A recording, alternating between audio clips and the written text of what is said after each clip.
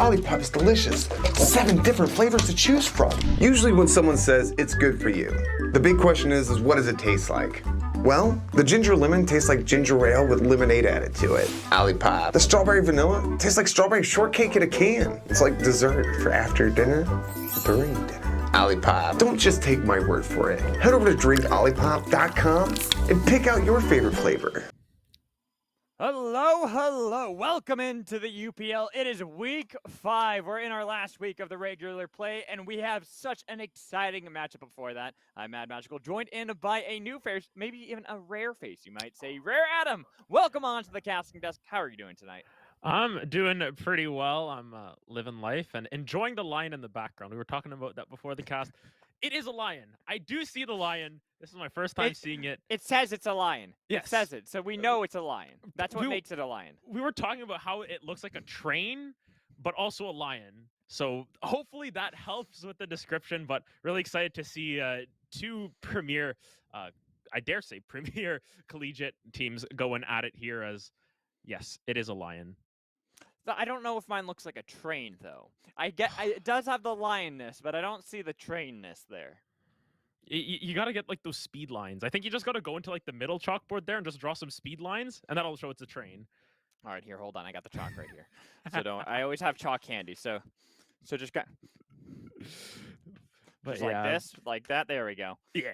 We got it. So when we cut back, we'll be able to see that all. But here we can see the lineups of what we have in store. Both teams are undefeated in series scores, but USC, I believe, hasn't dropped a game in the the UPL. This shows my where I come from. Sorry, guys. But on the other side, ISU still remaining undefeated in series, and this leading up into week 5, you couldn't ask for a better final match. Yeah, this is the best way to end off this season. One will live, one will die. Isn't that the Nasus line? Or they will live, we will die. Something some like will that. live, or so I forget what the Nasus one is. We don't have to worry about that. We got lions today, not dogs. There we not go, dogs train today. lines. See, I got the train lines for you. Now it's got the train to it. Let's go. But going into this one, I kind of want to discuss these teams because a lot of people are, including myself, have been incredibly hyped for UST. This team, St. Thomas, has really done amazing stuff just in a short amount of time as a collegiate program to become one of the top teams. Maryville had held that title for so damn long, but now they are getting contended here by a new collegiate program altogether. Yeah, it's a new program. We were talking even before. UST came out of nowhere, and in some ways last year, people would say, UST, where's that? Is that the one in Minnesota? But no, they're saying this is the one in Houston. They've pulled in a lot of really strong players, Porsche up on the top side, Array and Trevor Roy as well on that bot side. And you can't forget our boy, Robbie Bob, Bobby Rob, Robbie Bob, of course, in that mid lane. So a really stacked roster, and they've got some good management as well. And Illinois State, they've had their time to shine in some ways, and they still are shining, but UST trying to put a stop to that. Well, for me, it feels like ISU is this team that always remains in the conversation. They're always towards the top. Everyone has to talk about them because, one, they have fun champion pools.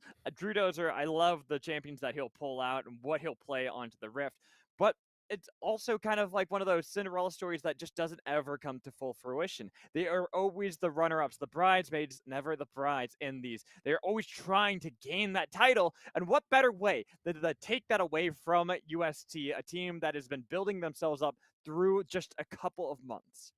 And realistically, UST, they haven't gotten used to losing. They've been winning a whole lot recently, of course, doing really well at HUE Fest. And when we look at other events like that, 66, UST wasn't there. It was ISU, and they had a pretty good performance.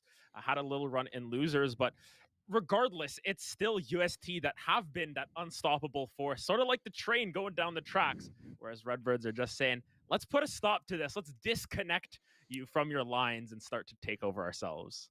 But, I was talking with our NLC. We didn't get a cut to them first. We'll have them after the game. Don't worry. So that way they can really break things down. But Prussian was even talking about UST because I like ISU because I like crazy picks. Everyone knows that I like my spicy picks. I don't like the meta. Play something unusual. You'll make me happy. But UST has been playing the meta so damn well. It's hard to really argue against them going for that style every time because they understand it so emphatically and they play it so perfectly that it gets teams where they just eventually lose, because what can you do when a team continues to get this gold to continue to hold the map the entire time? Yeah, once you get those advantages and you play meta, there's a reason why it's meta in its own right. And as we hop into draft here, we'll see what sort of picks ISU can pull out if they do opt to go off meta to sort of throw off UST, because I think that is where they really need to aim, because the meta is the meta for a reason, as we said. The Worlds meta is still sort of sticking around. You know, Yuumi wasn't picked before. I think it got picked at Worlds, and it just sort of came out of nowhere. So really curious to see what ISU can bring to the table. I've heard some whisperings about some of Drew Dozer's picks that might come through, and I'm curious to see if he'll take it. Not necessarily an odd champion, but some other things that are odd about it. But the thing is, it is also one of those red side specific kind of styles where you need to have the final pick for Drew Dozer if you want to be able to get those fun, cheesy picks to catch off for Albie Bob. Otherwise, with them being on the blue side for game one, it might not be as likely that we see stuff. ISU can still play meta. While I like the spicy picks, they have these different styles that they can always bust out. They also still understand how they need to go into certain drafts, especially against a team as clean as UST. Exactly. And, you know, Redbirds, red side, it makes sense that they're the ones to pick those odd picks on that red side specifically. But regardless, with the bans coming through, you know, Lee Sin, Yuumi, Comfort, and Meta taken off the table already. You know, no surprise in those bans, no. I don't think. No, not at all. I mean, I'm expecting to see a Lucian ban too, just because that's another champion that has been dominating in the meta. When Yuumi really started to crop up, we saw that the Lucian and Nami bot lane was able to really bully around a Yuumi lane, because all you do, push your E button as Nami onto Lucian, Lucian dives in, kills who's ever there. Easy peasy.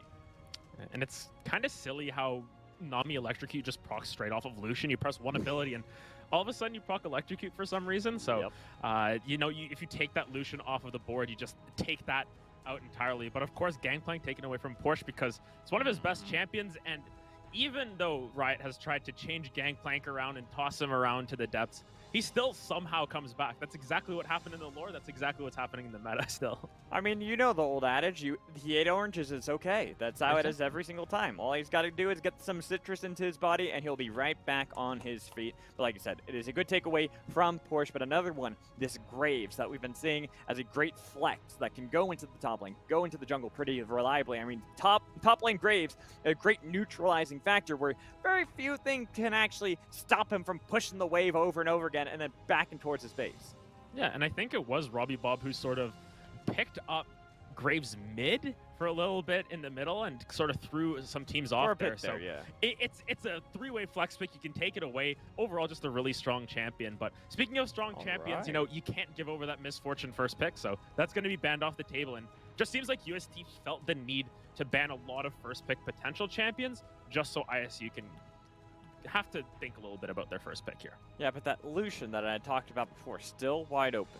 Either team can draft that if they want to, or you could go for your top side. The Camille is another champion that is great into most top lane matchups that, if without the Gangplank or the Graves, have to deal with. Porsche now, what does he want to pair up into that? Does he want to pull out something spicy like we've seen the Fiora top lane before?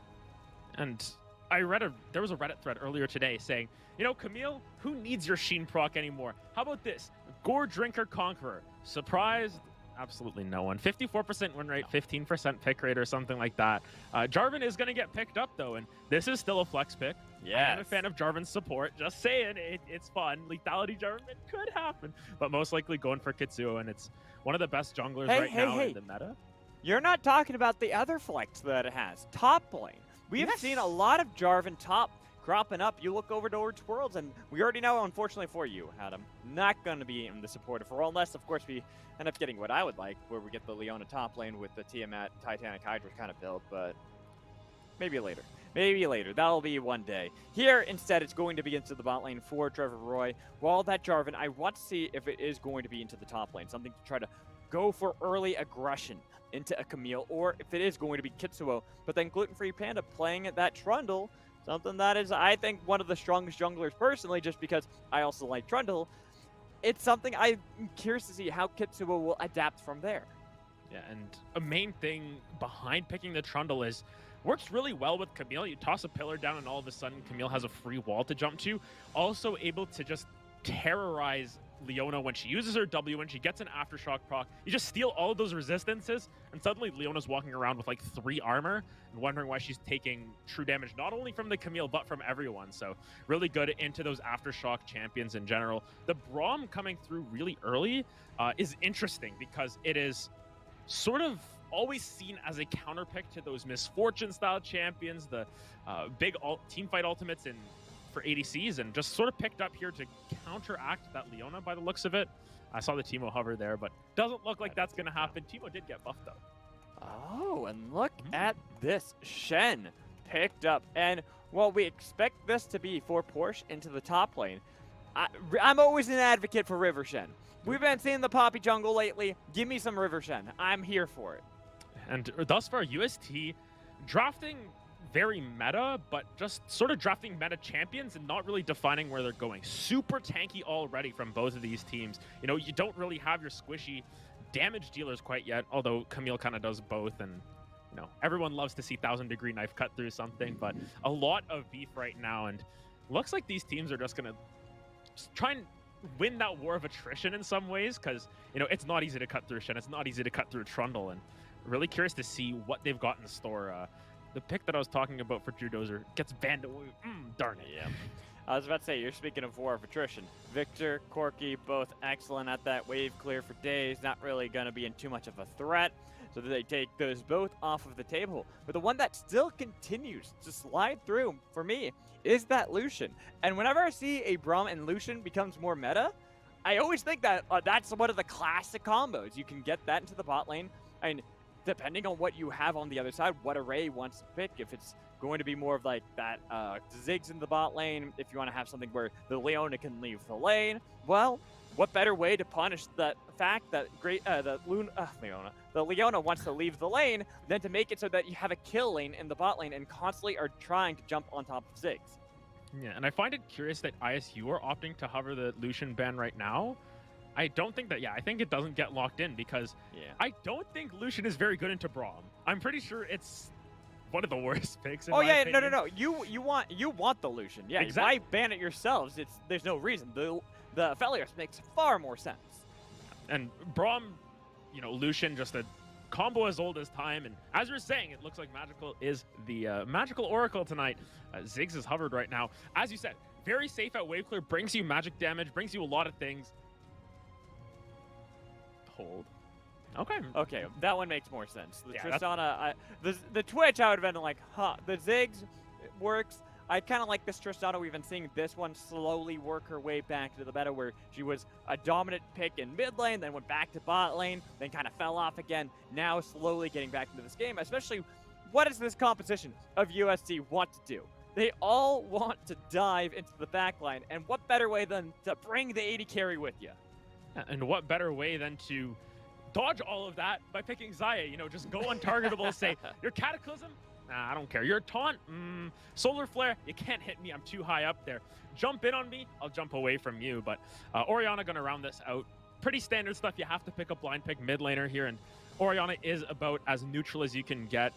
Not a lot of champions can punish her, but she doesn't really punish a lot. And okay. Talk about neutral mid lanes. That's a neutral hover right there. Yeah, but the thing that I actually would like to see with this composition they've already gotten themselves is Twisted Fate. Left through completely easy pickup that they could grab right here that would really round everything out and make it so that I'd feel more confident. Whoa! That's going to be Lux, actually. This is an interesting pick because I'm not 100% sure about what this does here. I think that with the current itemization for her, it's like you can pick her, but you can also pick Syndra. But you have that final spark, which is really strong when you can lock down someone for an extended period of time. And we see the side of UST sort of going a little bit off the meta here with that Lux pickup.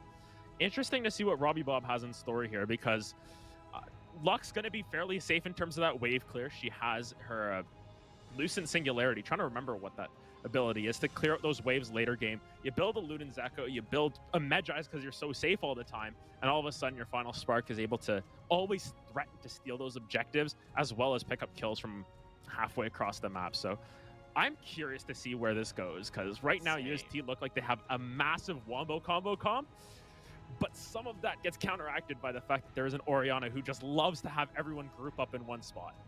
Well, and like I was talking about with the Twisted Fate, where I kind of like it because he's one of those champions that doesn't seem like he wants to dive in, doesn't want to exactly go into the back line, but he also does because he uses that Destiny Gate, opens it up, finds the pick with gold card, and boom, everyone else follows up. Lux, her positioning is going to be far further back, and she doesn't have as reliable a way to kind of go with the rest of the team. So if she throws out a light binding, a final spark, after that, bye Lux, bye-bye, we're leaving you. Have fun. Yeah, and I think that with the Lux as well, just got to be a little bit more careful. You can't hide behind the minions. You can't try and bait the Twisted Fate to auto-attack someone wrong. You can get the double binding. So it's very high risk, high reward in my eyes. A lot of times the Luxes just go for the quick combo. But if you miss the quick combo, you're going to get clipped on Twitch. You're going to be put on Twitter, and we may or may not laugh at it. Well, we'll find out whether that's going to be the case or not. We're going to toss it to an ad break. When we come back, we'll have our first game here, Week 5, between UST and ISU. Don't go anywhere.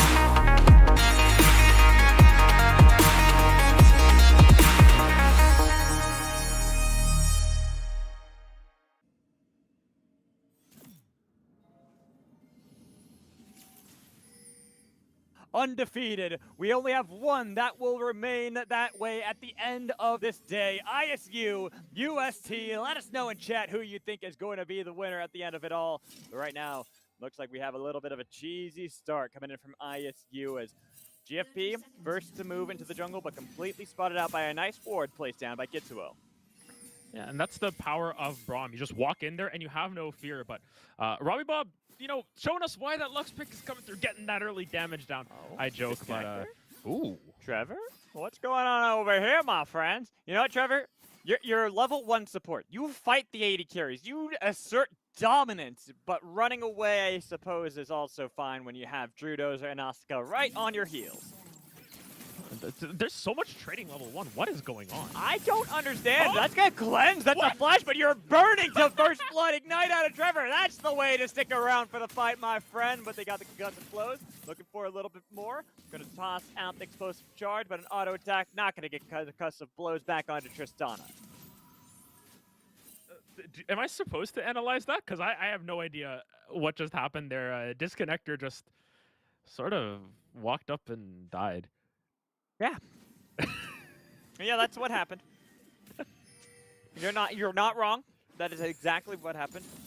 So yeah, a little strange, But at the same time, you know what? If you're Trevor, you take those. You 100% take those. You get that kill. You got an assist, a little bit extra gold. Look at all those health pots now in Array's pockets. Sitting on the longsword, 4 health pots just to get through this lane phase. The one advantage that Disconnector will have is getting a little bit of lane priority here, able to slow push a rather big wave, whereas, you know, Tristana under tower, early levels can struggle just because, you know, the E-passive there, that's going to blow up in front of the other minions and sort of mess it up. That's the worst part about playing Tristana, I think. It's like levels 1 through 3, but yeah, Trevor getting the early kill isn't a bad thing either. Wait! Whoa! What? Lux is OP. Yeah, apparently we're just wrong. And Lux is a great pick. Yeah, she died so quickly that we didn't even I was looking at the minimap too, and I just didn't even assume that that was a reality. There's no flashes burned on either side. Yeah, it just seems like a straight up solo kill, and Robbie Bob sort of flexing the muscle saying, hey, this Lux is a legitimate pick, and Drudozer just coming back to lane with that refillable potion, whereas Lux can buy whatever she wants. I'm guessing, yep, Dark Seal, there it is. Getting boots as well is going to be great for this lane to just consistently walk up, and UST already up 1,000 gold. This is some dominance, though. Look at how they are flexing their muscle. Jarvan invading onto Trundle already. Bot lane, mid lane, getting complete priority. Only one that has not gotten the priority for USC is this top lane, but it's a Shen lane. Who cares if it's getting priority or not when your bot and mid are winning so handedly? Yeah, in some ways, Porsche's fine to just farm this under tower, waiting to get that level 6, you know, look for the proactive plays around the map, and when you have a Jarvan to deliver into the backline or the Leona to deliver, it's going to be really easy for Porsche to sort of hold that lane, wait until the right time, and ShamWow has to be the one to be proactive, looking for those teleports, trying to stop the ult as quickly as possible if they want to get any success. But they're looking for a play on this bot side already. Trevor's only level 2, but it's still so scary for the side of ISU to walk up. Yeah, they are playing back really far, giving a lot of respect, being like, you know what, we know that this is going to be a lot of kill pressure, but the flash in, double knock up with the flag and drag, they've got them all stunned up too, and the explosive charge, boom, dynamite kill. ShamWow, he TP'd in, but he had to easily get out of there with that hook shot. All is won by UST. Great start from the side of UST because they forced the teleport out. Yes, he used the teleport on Shen, but by the looks of it, the wave is in a pretty good spot for the Shen to just walk back to that top side. Camille having to use that early means that at level 6, Porsche won't have, or Porsche will have the advantage in terms of using that Stand United, and Kitsuo just perfectly played Flash EQ there to land onto the flashless disconnector, and already the Noon Quiver complete for Array there. Still has those 4 health potions too, so going to be staying healthy in lane for the most part. Well, the big thing is that both ShamWow and TC Porsche TP'd into the bot lane, and that always is going to favor the Shen, because once he hits level 6, he still has a TP to go elsewhere across the map and to help out the team, while ShamWow is going to spend a lot of time topside and is going to have to at least get some plates back if they want to make this all worthwhile. And something else to note is that Trevor's roaming at level 3, just sort of looking to get Robbie Bob further ahead here. And with how the wave is for TC Porsche, they can look to just get deep vision, look for maybe a dive onto mid lane.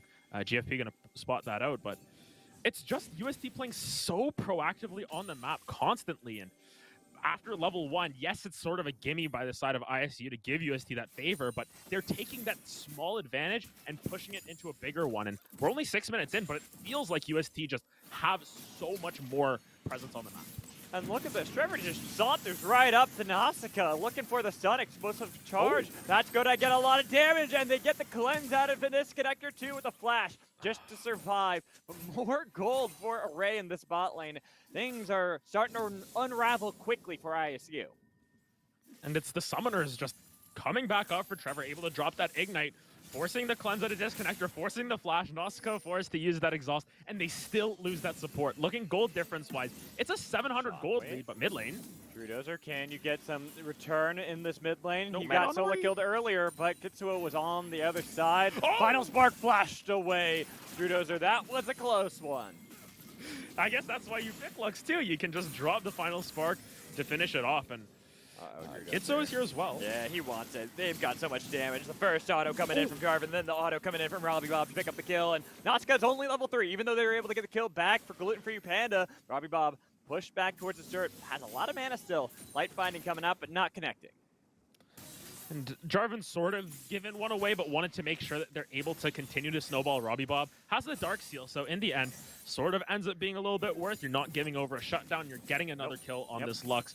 And you get 2 stacks, which is 8 AP, if I remember correct. I don't build Dark Seal, I'm a support main, so Wait, you're a support main and you don't build Dark Seal? I played Leona. I'm confused. Should I be building Dark Seal on Leona? Anyways, here's the replay of course, that everyone. early fight. Anyways, yeah, you're right. Looking at this one, Just guessed right. You know, you either go left or right there, and literally guessed right and got it, but Porsche gonna stay alive too.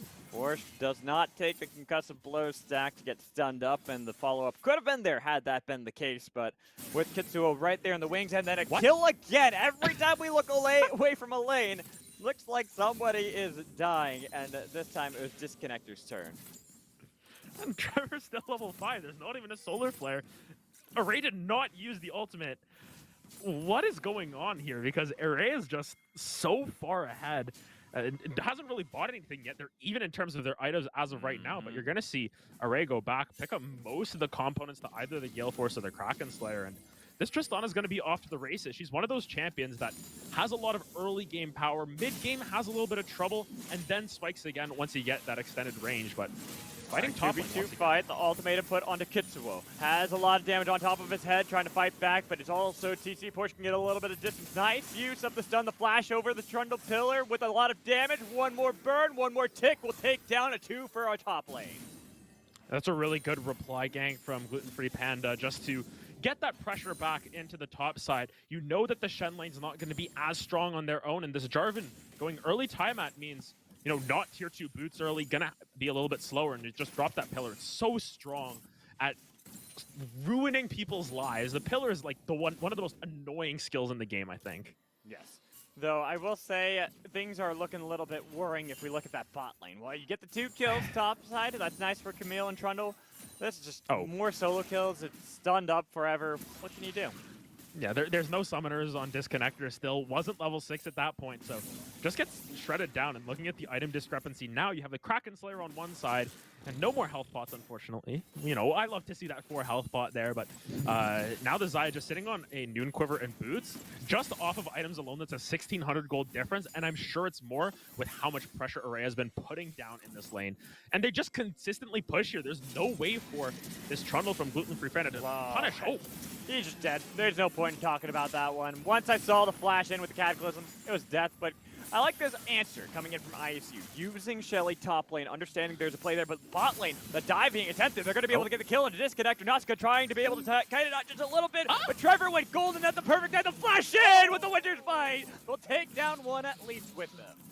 Yeah, Nausicaa gets the sort of moral win there, taking down Trevor at the end of it, but it's just more gold into DPM's favor here. Top lane turret should go down, or did go down, yes, for first tower for ISU, but UST are going to get almost all of that plate gold onto this Tristana, and this teleport is very deep. Very deep, but no way to catch up to Robbie Bobby. Had already sniffed that one out well long ago. Went towards the bot lane where the Ocean Dragon had been taken by Kitsuo. This side of the map is completely St. Thomas's domain. They own every inch of this bottom quadrant. Yeah, tower going down as well, and hopping to the replay of that bot lane dive, you just gotta watch how Shen works, because this is what you expect. Get the ultimate down, and just no shot for a Disconnector to get out of that one. I just like this back end play, Nazca flashing for it, just to try and get something back. And if anything, it's the moral victory, as I was saying. You know, you just gotta get yourself a little bit of morale, because right now Disconnector is so far. I'm a little worried, because right now the Shockwave came in, but here's a TP behind Sham. Wow, Trudozer showed up, but now everyone here, the entire Goon Squad, the flash away from the light binding so we can survive. The light binding's deceptively fast sometimes. Trevor, he's playing like he is the carry here. Fighting 1v2 against Nausicaa and Trudozer that entire time, waiting for the team, like, team, please. Yeah, it's sort of that point where you're paying your team and you're like, oh, never mind. What is going on? Every time we look away from something, someone just gets caught out of position. The punish from UST every single damn time. This is how they get themselves so far ahead. This is why they can just play meta or, you know, the off-meta Lux mid to an extent. Although, who knows? Maybe Lux mid is just secretly OP and we've just never seen it. Look at the gold differences, though. Yeah. 1,400 gold on Robbie Bob. Bot lane, it's 3,000 gold. Are you kidding me, man? That's kind of unfortunate for Disconnector. Yeah, really and unfortunate, if we look at the replay, it's pretty much just Gluten Free Panda got the ire of UST. He thought he was going to be a lot tankier. They pretty much guessed there, too. That's a complete guess. That was a guess, yeah. And just Array has so much damage with that Kraken Slayer that you can cut through the Trundle no matter what. Doesn't matter if he's stolen any resistances off. He did use that ultimate, so was stealing some from Kitsuo, but, you know, this Jarvan hasn't built any resistances yet. Damn well, underneath the turret, Trevor is getting the aggro. They've got the kill back, 1 for 1. While Nope, Gluten-Free Array. Panda kiting back, Array took a lot of damage, waiting for the rest of the team to be able to show up. The explosive charge not going to be able to get the kill, but the rocket jump to make sure they can get the resets and escape this one. Double kill coming in from Array on the other side. Disconnector and Natsuka both here to see if they can corral. No turret to save Array's you. false flash. No way to get out of this one. It's going to be the Feather Sword of the flash in, but that's going to be a huge steal with the Stand United to keep them alive. They've got Glacial Fissure on the other side, but still Array is alive. Natsuka hoping to get the Witch's Bite shut down. At least they get one, but they've lost the other two in the bot lane. Oh my goodness, just going full ham under that tower, and of all the people to give the shutdown to, I'm pretty sure Array is perfectly happy giving that over to the Braum. Yeah, you get your locket a little bit earlier, but still, 7-1-3 on this Tristana, just Goomba stomping on everyone, going under the tower. 2 items for Array. It's 14 minutes. This is not an Earth game. This is not a drill, and Drew Dozer is, oh no. Oh, Drew Dozer, you're dead. It might be 2 tanks here, but they've got enough damage. Shockwave, flash over the wall. The flash coming in from TC Push. Burn Red to buff. the red buff. It was a good guess, and Yeah. actually top side. Yeah. Robbie Bob. I think it was just simply the ShamWow being like, I'm still 3-1 on Camille. I have my Triforce. You can't fight with me because you are too immobile. Yes, I am still Camille. Remember that I am a champion in League of Legends. Do not disrespect my name, that sort of deal. But it was a good prediction by Trevor to try and ult over that wall, waiting for Drudoz's flash. But in the end, TC Porsche forced to burn that extra summoner. Still gets the kill, and we're seeing what's happened topside there. Ooh, Robbie was just a little bit too low. Just disrespect. Yeah. Camille chased down, pretty easy. It's what I expected. I saw Ultimatum hadn't even been used. I pretty much figured it's like, okay, you forget that even if you're in mid hookshot dash, the light binding won't stop it because it's only a root, not a stun. So you'll still follow up. Yes, and also I want to point out, you know how in the last 3 patches there's been a crap ton of spectator bugs? I know this one is not a spectator bug from playing, but there's no golden border around half of the mythic items now. Yeah, I've noticed Do you see too. that? Yeah, I've noticed that a while ago, and I kind of figured that it was we're getting towards preseason. There's going to be some new items. There's going to be some shenanigans coming in soon, so maybe that's why. It's just weird looking at Divine Sunder looking like another item, because it's that sky blue Same with background. Kraken Slayer. Look at Kraken Slayer. Yeah, Kraken Slayer as well. But on the opposite side on Jarvan, it looks like there's a border on it. Oh, I there don't is. know if that's- There is a border on Jarvan, but not on Trundles. What? Small indie company. We'll just write it up. It happens.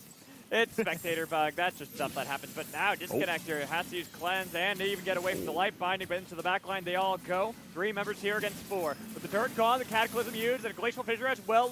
Final Spark was not able to get anybody. Didn't connect onto any targets. But all the while, these 4 members have been pushing. Look at the side lanes coming in from ISU. They were actually getting a lot, especially because they got a solo kill out of ShamWow. Yeah, getting the solo kill onto Sham while preventing Porsche from being able to ult in. Bot side, they're able to pick up a tower as well. And UST, while they have this lead on to Array, it feels as if they're missing something, but... Yeah, TP escape. There it is. Okay. I figured that was going to be it, just because you have a Jarvan, you have a Tristana, both showing up. Buster Shot or Flag and Drag will make sure that you're not going anywhere. So I might as well just get out of there as quickly as possible. I don't think they saw Drew Dozer move into that bush either, so might have been able to get the escape, but you want to be as careful Yeah, as I was about possible. to say, that's risking a lot there, especially because if that 7-1 2-item Tristana sees you, you're probably dead. Yeah, and it's sort of like a tale of 2 lanes here. You can see sort of the 3,500 gold lead down on the bot side between the 80 carries, but conversely, on that top side, despite Shen having a pretty respectable score line, it's the Camille who got first turret. She got all of those plates on that top side, got solo gold for a lot of it. She's really the opposing force. She's the unstoppable force, or the immovable wall against Array's unstoppable force, so to speak. And it's going to be difficult for the Tristana come late game if she isn't able to catch up with the Camille, because, Hextech Ultimatum is a hell of a spell and can definitely lock down someone, even with mobility, like Array. And that's going to be the big thing, is who is going to be stronger in these team fights, the Camille or the Tristana. Array's positioning is going to be what we keep our eyes on, and as well as ShamWow joining these fights, because there's been some time. There's only been those, I think, 2 fights that ShamWow has really been a part of. Otherwise, it's just been Array getting all the kills possible. And to be fair, after a while, some of those kills on that bot side weren't as worth it as what Shamwa was getting on the opposite side of the map. Yes. So, oh my goodness, Trevor, okay, I can respect it. I respect the hustle. You know what? We stand that kind of aggressive movement, but unfortunately, it just wasn't enough because nobody was there to follow you up. Even with the final spark, you could see not really at that point to be able to just annihilate someone from a mile away. Yeah, I love the hustle though, because Trevor, you know, with that. Wait, Zenith Blade landing. Is this just a straight up base race right now as TC Force dashes away, but they can follow up with a nice tactical protocol and then go right back onto the turret. Base race, baby! Base race! It's 18 no, and a half Robbie Bob is minutes. here, making sure that nobody is taking the base. Oh. Final spark going to go just slightly wide. And then another dodge away from the loot. No way, Shamwow. Oh. Thank God. I mean, if he had somehow turned that around, I would have been... No. It's 18 and a half minutes in. You know, there's no Baron up, and yet we're getting a base race across the map. Really well played by ISU to pick up that kill under the tower, but, you know, now you give over that shutdown back over to Robbie Bob, and all of a sudden your luck's 5-1-0, and, you know, this is sort of player 3 joining the fight. That happened? That's a lot of kills. I mean, we had a solo kill mid lane to start us off in that mid side. You know, only got shut down by a little bit of aggression onto Shammo, but Robbie Bob getting that sort of revenge kill in some ways and gonna get have enough gold to finish up that Void Staff, and all of a sudden now it's sort of 2 strong members versus 1 strong member, and the rest of the people are just sort of supporting cast. So I'm curious to see if ShamWow can start to really terrorize that side lane, or what Robbie Bob can do, because level 13 on the Slux is pretty substantial. Once you get to that level 16 mark, your ultimate's up like every 20 seconds with the ability haste that you get with your build. And look at that second item, too. Void Staff, just to get through any resistances that might be on the side of ISU. I kind of actually respect that. It's a lot more burst potential from that range. You already got yourself that Leandre's Anguish, too. But, oh, hold on, ShamWow. You were sitting on top of that ward, too. Observers are baiting us. They're like, oh, no, they're going to die. They're going to die. They're on top of a ward. You see that, guys? But no. The Void Staff is a little bit more common now, I think, especially, you know, you see it on Kennen. You see the Rocket Belt into Void Staff build instead of going for something like Zanya's. And on this Lux, when you're ahead, why not, right? Oh, ShamWow. Everyone has been throwing at you. You're the one with the lead. Might as well slay the king, but the shield is enough to keep him alive. Nice Glacial Fissure, too. Disconnector on the other side. Gets to a huge shield coming in from the Stand United with a nice pull back in with a Feather Caller to be able to get 1 kill for them. Now the turret is going to help out. Rocket jump away. Getting in TC forced to re-engage, but unfortunately the team had already bailed out of there. TPN2 from ShamWow, but it won't be enough to be able to cut off the retreats coming in from USC. They've got 2 kills. You take those wins. Don't need to overcommit this one. Don't need to play into their hand with a flash in with a Winter's Fight. He's able to tag onto Robbie Bob. Nice pillar 2. And ShamWow, he's onto the target. Only 1 raid boss will win this. And ISU only have to deal with Trevor before they get themselves a clean ace. Wow, what a play coming through from ISU. UST burned so much trying to take down ShamWow, and he just said, you know what? This ShamWow is so absorbent that I'm just going to clean up this entire mess. The rest of the team comes through. They're able to get the Locket Shield, and then ShamWow teleporting back. We thought it was too far away, but Nausicaa saying, not on my watch. It's my turn to go full alpha mode. Kitsu not going to get a chance. Oh, no, he never had a chance. That was nicely done by ShamWow to make sure Kitsuo couldn't get into the pit, and they get themselves a Baron. They've been down this entire game, but finally, 21.5 minutes, they are the ones with a gold lead. Yeah, and just great play. You're able to get ShamWow onto that backline, and we said that was the real key. 3 items in Tristana. Doesn't matter if there's a Camille in your face. The ultimate, the Buster shot, just a little bit late, I think, was knocking Camille out of the Hextech ultimatum as the last auto attack was in midair. And unfortunately, you know, you still can't flash away from auto attacks, probably for the better, but regardless, ISU now with their lead, and 1,500 gold up, not huge, but it's definitely a spark for them. But there it is. This is the next big thing that ISU have to deal with. The fact they have yet to get a dragon. 3 dragons on the side of UST will be something they have to deal with. They've been fighting their way back from the very beginning. These early kills out of Array, out of Robbie Bob, have helped get UST to this position with 3 dragons in their pockets. But now, ISU have a little bit more agency, although that was getting a little rough. It is a 3-item Tristana still. Yeah, it's 3 items, and by the time this next dragon comes up, she should have an Infinity Edge as well. So her explosive charges are going to be effectively one-shotting Drew Are Dozer we getting without using another that. attempted base Zanya's. race? Is Another that one? what this is? Again? Yeah, 'cause look, 4 members are bot lane, 3 members are top lane. It's only TC Porsche, and we already know that ShamWow can easily dive this shed. Oh my and goodness. TC Porsche is bailing. Base race, baby. Triple Baron up in the top lane compared to no Baron in the bot lane, but a Tristana on their side. Turrets will fall on either side, but it is fully a base race. They've even sent Disconnector here to make sure they can try to my fight this. goodness. Robbie has been walking his way. The Shockwave in on a TC Porsche. He shadow dashes shot. away. He may be able to dodge away, but the ultimatum he cannot. That's one. The Blade Caller picks up the kill. No way! DK. ISU is going to win this in a base race. We've got the canceled backs. Ketsumo's still Oh, in the no. base. There's no Nexus charge Oh my remaining. Shamwow's hitting it, and they've done it. ISU have slain the beast. I don't want to say that game was. Whoa, I don't know what that game was. That was a 23-minute base race. What just happened? I don't know. I don't know. Genuinely, that was an insane game, and ISU, who had been down the majority of that game, somehow base race for a win. They get that Baron off of a 5-for-0 ace. They're able to just get ShamWow into that side lane, start to pressure, and they see 3 members bot side who are saying, they got that dragon, they might get themselves that Tristana the Infinity Edge, and ISU were like, it's not time for that. It's time to send 1000-Degree Knife to cut open that UST undefeated streak. So now that's a game loss, and all of a sudden ISU looking real good going into game 2, because that's definitely not a good mental state to stay in. You just lost the base race after being ahead for literally 95% of the game, and you just lose off of Camille. And we had a question. What is stronger, the Camille that is fed or the Tristana? Clearly, it is the Camille, because you can just base race and win. ISU will take game 1. We're going to toss to a break. When we come back, our desk will break down that shenanigan of a game, so don't go anywhere.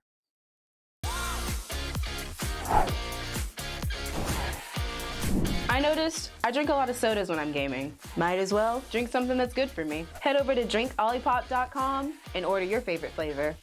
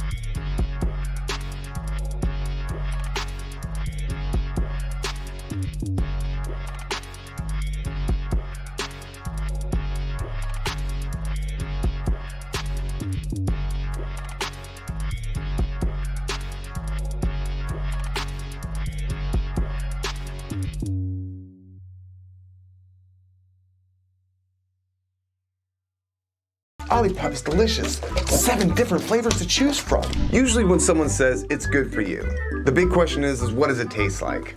Well, the ginger lemon tastes like ginger ale with lemonade added to it. Olipop. The strawberry vanilla tastes like strawberry shortcake in a can. It's like dessert for after dinner, during dinner. Olipop. Don't just take my word for it. Head over to drinkolipop.com and pick out your favorite flavor.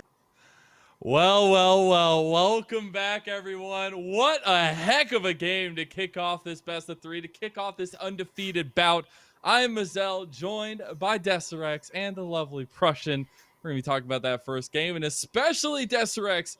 What happened in that early game to UST and the dominance they showed?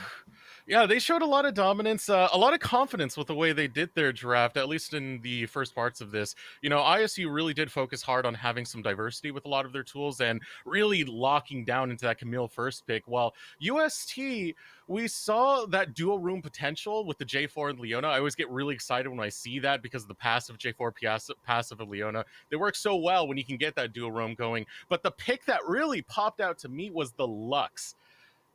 That popped out to a lot of people. I even had a screenshot of it where Mad Magical's face and Rare Adam is on it, and they're just yeah.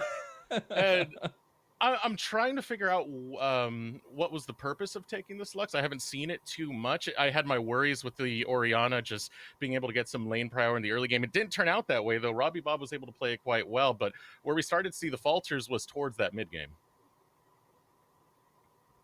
Yeah, Prussian, if you want to elaborate a little bit more on that early game situation, especially for UST, and then how it didn't go so well.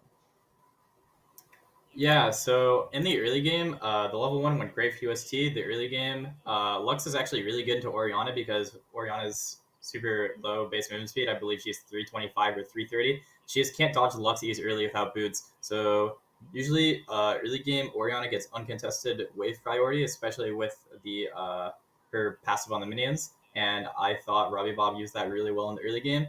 And overall, I thought it was really lights out early for ISU, and I thought UST was going to take this one handedly. It definitely looked like it. We were sitting over here talking about that early game and what UST were trying to accomplish with it. But then, Prussian, there was a specific moment that you pointed out yourself, and it was Kitsuo going towards that top side and the plays that ensued. Yeah, so right after Kitsuo died on mid lane in the 2v3, where I believe he killed Drew Dozer and he got his flash. He immediately redeployed on the top side.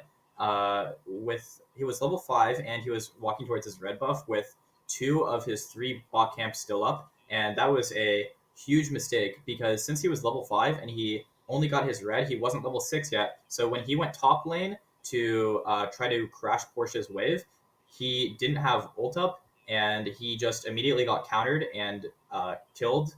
And because of that, ISU got the Herald, and they had just put the Herald top. ShamWow got so much gold. They got first tower, and ShamWow used that to take over the game. It was a cataclysmic mistake in the terms of Jarvanars. And Desirex, especially after that, like it was such a momentum shift, it felt like, in terms of control of the map. And then we got to the craziest of all base races I've ever seen this early on in the game as well. Yeah, it's such a momentum shift considering how good the bot lane of ISU were, UST were doing throughout the entirety of that. It was a stomp. It was a complete shutout. I mean, Kraken Slayer at 8 minutes by, I believe it was like the 13-minute mark in Array already completed 2 items. It looked like it was going to completely shut out, but they really couldn't stop the momentum that we had going from ShamWow. And ShamWow, he really did drive that momentum. He played towards the side lanes. He kept that split push going. He kept the pressure on. And you would see him be able to start taking those, start getting chips onto those inhibitor towers, be able to destroy them, and even do some questionable plays every now and then. That was a little bit of hubris, the one where he dived onto Robbie on that bottom inhibitor tower. But ultimately, ShamWow was a stud in this. He worked really hard to be able to carry the squad of ISU to respond to a lot of the plays that UST were trying to do. That big one that happened in the bot lane where they tried to dive on the ShamWow, and he bought enough time for the whole crew to show up and get an ace. That was a big turning point right there, and that is what really led to the base race soon after. Just some questionable decisions coming out of UST to try and contest that, to try and stop ShamWow. ShamWow, man, he's a beast. I got to get Prussian's diagnosis of that base race though before we get to the Yeah, next I little mean, point, because you know, you had some very strong feelings. yeah, I mean, this is straight flame, but, Robbie held his TP, so I hope, that saved TP is going to come in handy for game 2. I mean, I don't understand why we're sitting here on our second mid tower just watching Porsche get absolutely blasted by these 5 people, and we're just playing, Lux Minion Killer Simulator. I think with Baron, I mean, there is no way you win that base race unless you get a crazy Lux ult on just killing all the minions, so it was very unfortunate for UST, but very well played, and ISU sees the opportunity well. That's the craziest thing for me, is they knew when to strike, and they struck well. UST down 0-1 in the series. We got to talk about predictions since we didn't get to do it before the series started. So we're going to go ahead and bring up that graphic and show a little bit of what we said was going to happen, at least before all of this went down. I know, Prussian, we were talking earlier, and you had the 2-0 just like me. And Deathstrikes might be sitting pretty, but we're all said and done here, Prussian. Yeah.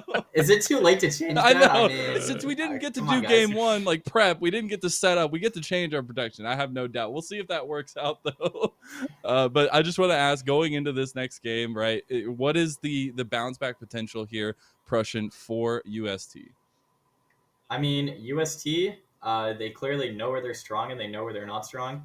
I don't really see the point in them trying to cover for where they're not strong. Like, Porsche was playing that game completely fine up until the time where Kitsuo comes top and tries to get a little bit greedy, trying to get his top side a good lane state. Just play to Array, play to Robbie. I mean, it's fine, right? Like, we don't need to strong side Porsche. We don't need to give Porsche all these resources. He's safe on the weak side. That's what he's known for. So just, keep diving bot, keep, harassing mid, keep abusing those summoners off cooldown, and Porsche will be fine. Like, we don't have to sweat this out. Indeed. Deathstrikes, I'm sorry. We'll have to get your diagnosis after game 2. See if we get that game 3 going. We're going to send it over to the caster desk here. Magical, Rare Adam, take it away. Thank you, Michelle. We're getting ready for our second game, and who would have thought we're at a game already where ISU are the ones with a brief lead at 1-0, and both Michelle and Prussian, it's okay. We'll pour one out for them later on their predictions. Yeah, just unfortunate. And I was looking at patch notes right after that game. I was like, why did Lux get picked? I found the solution. Oh. She gains 1% more attack speed per level. 1%. That's not actually the reason, though. She got some nice buffs to her E. She gets a plus 5% AP, also 5 damage per level, which does add up over time, of course. And, of course, the final spark at lower ranks, at level 6, I believe. So when you get rank 1 ultimate, 60 seconds, which is really low for an ultimate that has that much caliber in a team fight. It can just burst someone out. It's 300 damage, and it's a huge skill shot that you can land from a very safe distance. So from what I've heard, it's being played in Korea by Nemesis, being played specifically against what Prussian was saying, against some of these more immobile mages. And I wouldn't be surprised to see it get picked up again, because I don't think that was the problem. But UST just, might have fumbled the bag a little bit there. Their train went off the rails. And there it is. I was about to say, we're getting a bit of salty run back there. Most of the bans were the same. I mean, the Misfortune wasn't the last ban, but we did see that it was now swapped up a bit. The Camille being taken away, so they grabbed Thresh and then Lucian and Nami for both Array and Trevor. I wouldn't be surprised to see if Aphelios picked up here. You're gonna get sort of your set bot lanes already. Lucian, Nami, so strong right now, as we were saying off of game 1, and Thresh just so comfortable for Nausicaa as well. If we see that Aphelios come through, you sort of get the OP bot lane versus the OP bot lane, but they're gonna opt for Ezreal here, and it gives you that range advantage overall. It keeps you very safe from that early all-in potential with that Arcane Shift, as well as the Lantern, but GFP going for the Xin Zhao as well. I like to see another sort of proactive, early-ish game jungler there coming through.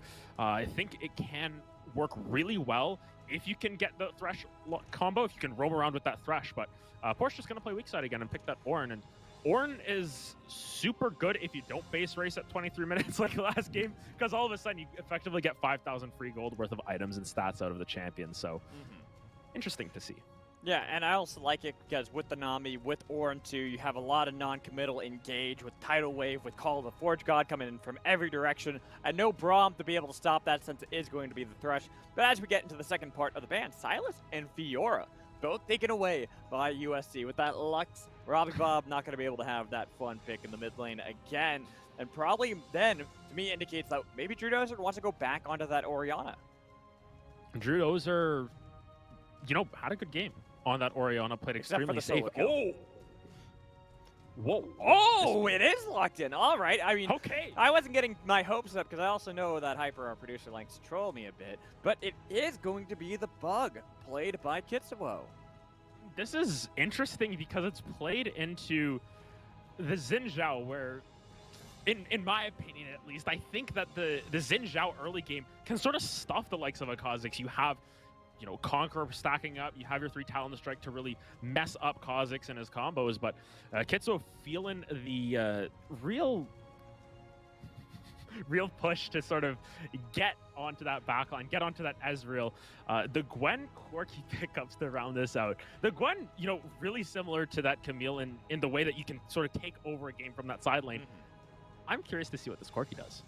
Yeah, same here, and it is going to be into the Twisted Fate. This is kind of what I had wanted from Robbie Bob last time, and for me, with Twisted Fate and Kha'Zix, it's really familiar if you've been watching Worlds, the Twisted Fate Kiana style, where you have this assassin jungler, and then Twisted Fate to always show up and make any 1v1 skirmish that you think the Kha'Zix is going to be in into a 2v1 gold card, immediate follow-up with the evolved Q from Kha'Zix to finally pick up a kill onto someone like GFP, or even go top lane to find out ShamWow.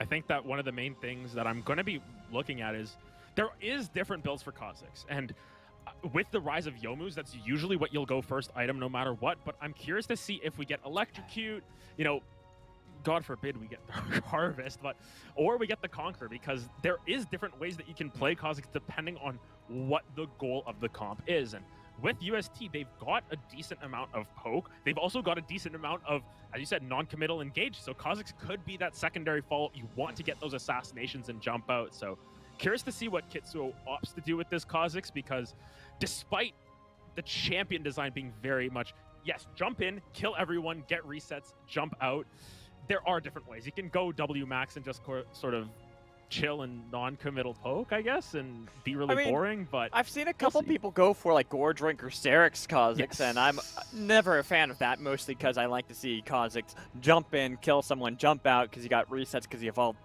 his wings as opposed to going for the Q.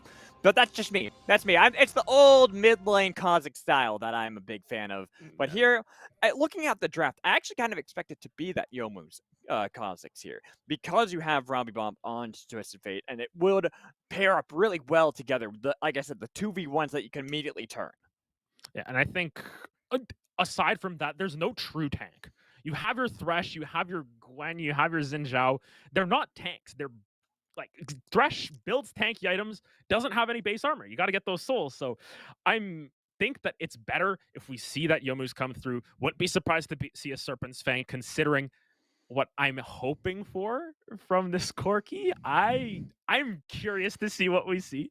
But regardless, I think that it's a very straightforward lethality game. If anything, there's not going to be a whole lot of armor built up. At most, we're going to see plated steel caps, the Azanias, but still, I think that this Kha'Zix has the chance to really run over the enemy team. And you know what? UST with the train and the Ornn, it just matches so perfectly. We get the Ram train, we get the Lion train. UST have to win this one, right? Well, we'll see. We'll have to see what happens on the Rift. For now, we're going to toss to ad break, and when we come back, we'll get into Game 2, so don't go anywhere. Olipop is delicious.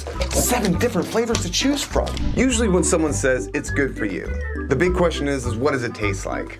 Well, the ginger lemon tastes like ginger ale with lemonade added to it. Olipop. The strawberry vanilla tastes like strawberry shortcake in a can. It's like dessert for after dinner, during dinner. Olipop. Don't just take my word for it. Head over to drinkolipop.com and pick out your favorite flavor. And just like that, we are back onto the rift from our ad break. it. Yeah, it wasn't too long. We're already here. It's game 2. You know what to do. Get into the chat and let us know who you think is going to take this second game. Will ISU pull off the miracle sweep over UST, or is this the start of the comeback? Drew Dozer did it. Look at his summoner spells. Yeah, he did it. Yeah, he did.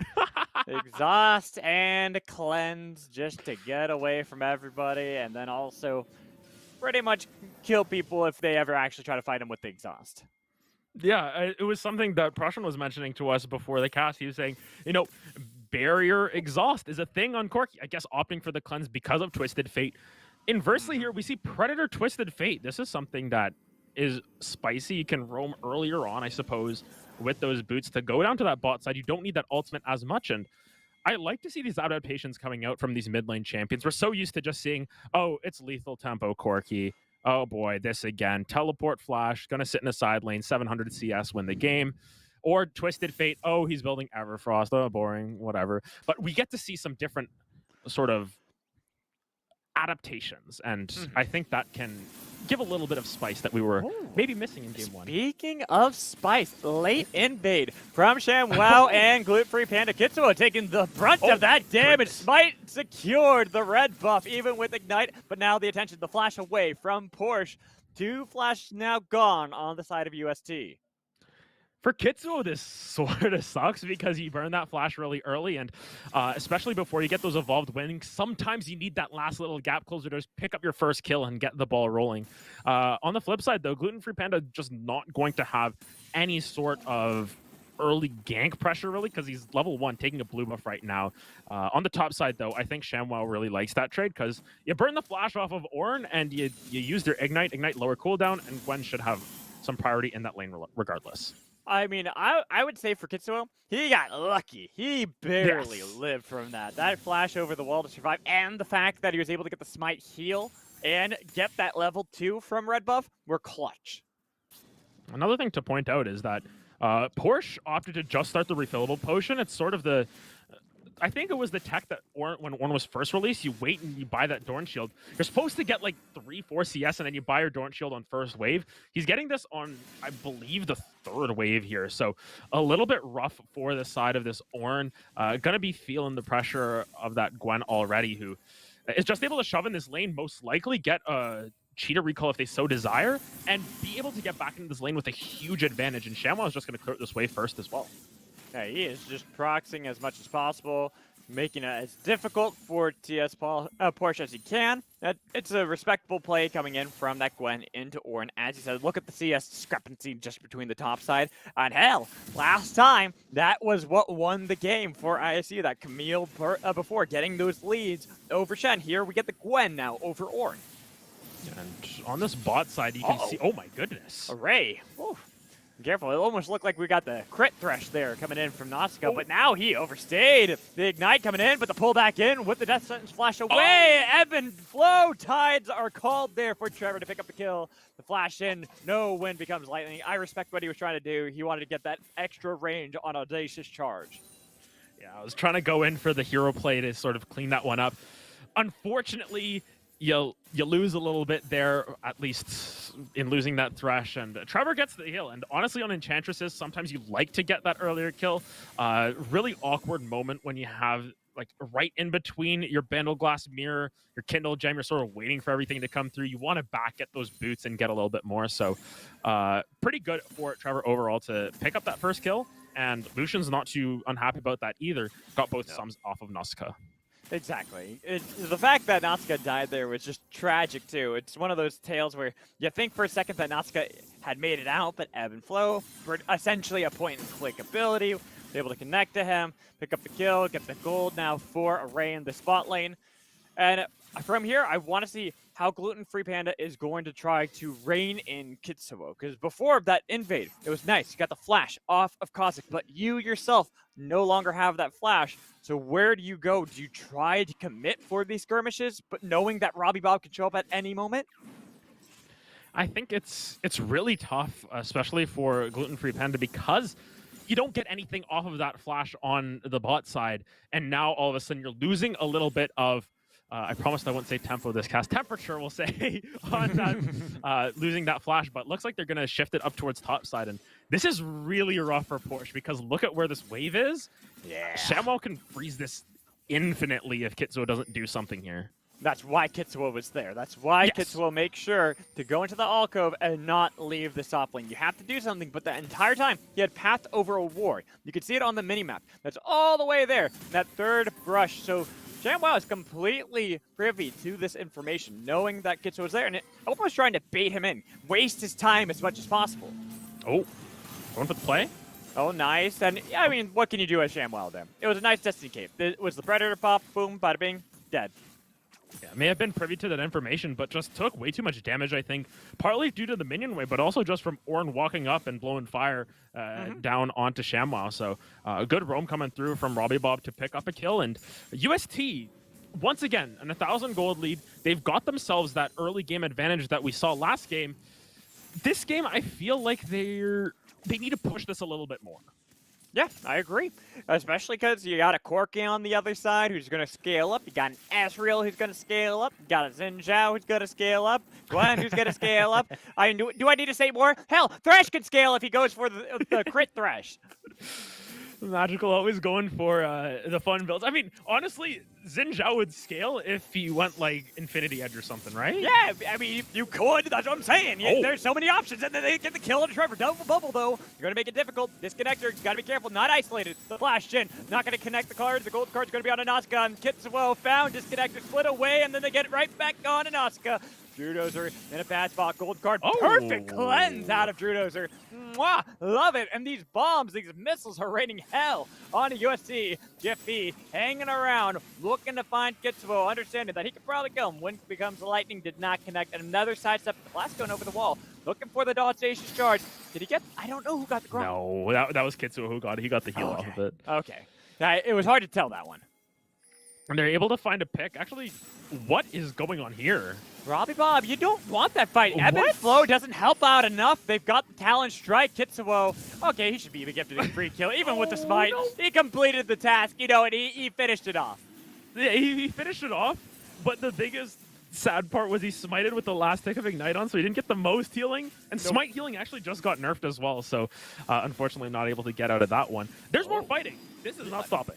Fight. Smite, Cure, Kitsuo getting back to the team, and he jumps out of there. No ult for Disconnector. Instead, they're going to turn their attention. No, they don't go for the Mermaid. Yeah, unfortunately, Judozer just got his ankles broken there. I think I see some shards of bone still left there because he just bounced right over Kitsuo, who jumped the opposite way. But, oh, Now goodness. Judozer just dies. Bam. Another solo kill out of Robbie Bob. Yeah, it's tough to walk after that when you may have your a little ship to drive around in, but that was unfortunate overall. And UST all of a sudden just push their advantages even further now. You can see that Kitsuo actually 2-0-2 got that gold lead in terms of the jungle, but Robbie Bob, Yeah. 1,000 gold up. This Corky we said will scale, but Twisted Fate will still be very strong for the time being. TP coming in, double TP with the Destiny Gate. Gold card connected on to Natsuka. Call of the Forge God attempting the dive with the double knockup and the heal on to Natsuka. Not going to be able to save his life. 5 members are here from UST. Only the 2. It's going to be 3 with a nice package in to cut off the retreat, getting a lot of damage on to Forge, but he's still alive. Double kills for Robbie Bob. Dash back in from Gluten-Free Bandit, but he couldn't get a ray. He's taken down Kitsuo too. Barely survived. How the hell are they all alive? Trevor Hero Play blocking up that last bit of that Mystic shot, and oh no, Disconnector. Yeah, he'll be fine. It's still Ezreal. He took the full calling, but not enough damage. Still, it's just, damn, the fact that look at how low everyone's health bars were from that. It just feels so bad if you're ISU because ShamWow was resetting when that Ornn teleport came down, didn't have the teleport back up because of that earlier dive. So UST sort of just saving all of their resources and using them all in one play. And before that play, I was like, yeah, you know what? They're up 1,500 gold, not bad. Now that's jumped up to 3,000 gold. And this is the win condition that we were talking about. They need to push forward their advantages, and they are pushing forward their advantages in that exact way. 3-0-2 on this Kha'Zix, 5-1-2 for Robbie Bob. This is a great performance coming out from the Twisted GC Fate. Porsche gonna get away. Nice death sentence there from Natsuka. enough? It's got a needlework with damage. There it is. Picked up the kill. Exhaust on to Kitsuo. He jumped out with the leap, but the 1 kill is enough to satisfy ISU. Yeah, well played to pick that one up because you get that last-second death sentence and just enough damage. Fight, Trevor, though. fight. No, gluten-free Panda, come on, respect the 1v1 duel. Let Trevor have it. And now they can turn on to Array, who dodges away, but then holy dash moly. back in to pick up both bot laners. I think we saw this last game as well. UST take a big lead, and all of a sudden they start giving a couple kills back. I'm not trying to cast or curse it quite yet, but No, that's just This disrespect. is- No. I blame gluten-free Panda there. Trevor yeah. had an honorable duel with Disconnector there, and he interrupted that duel. Yeah, and to be fair, like think about how disrespectful challenging Smite is. It's like I challenge you to a duel, but you get to do 25% less damage. That's exactly not what happened to That's Array at not the end a of that. challenge if you think about it. That's not a challenge. That's like going up against Yugi in a duel, but he has the heart of the cards on his side. It's just not fair. It's like playing like arm wrestling like a 12-year-old or something. You just Well, kinda walk up and I you're thought you were like- gonna say it's like arm wrestling Kangas, except he's the one who's just kicking our asses because that's usually what happens. Hey, it's when I basically arm wrestle him. Kangas arm wrestling a 12-year-old, where it's like, hey, I'll go easy on you, and he just goes and slams the arm into the ground. No, It's like, I have arm wrestled Kangas, and he has gone easy on me. He doesn't need to be a 12-year-old. it's more so because challenging Smite is BS. Okay, that's what Yeah, we're that's going the for. end of the story there. We've got there as Robbie Bob gets away from another gank attempted there by Gluten-Free Panda. But Sham, wow, he's got a lot behind him. Even if he put up that little zone, the hard ground, he can't survive that easy dive at Kitsuo. Yeah, he had a lot in front of him and a lot behind him. The choo-choo train, the lion, the ram, whatever animal it is. Plus the bug on the bottom side, so Shamwell facing the whole zoo. Drew, what? Drew? That is okay. The missiles are connecting. Needs one more. The gold card flashed in, and it's gonna be the cards to pick up another rampage solo kill out of Robbie Bob. One more rocket from Drew Dozer. If he was one more down the order there, he gets that kill. But Robbie Bob just flashing forward, saying thank you very much. And We're at him. He's also fighting an Everfrost Twisted Fate. Yes. When he doesn't even have the Manamune completed. It's still in the Manamune stage.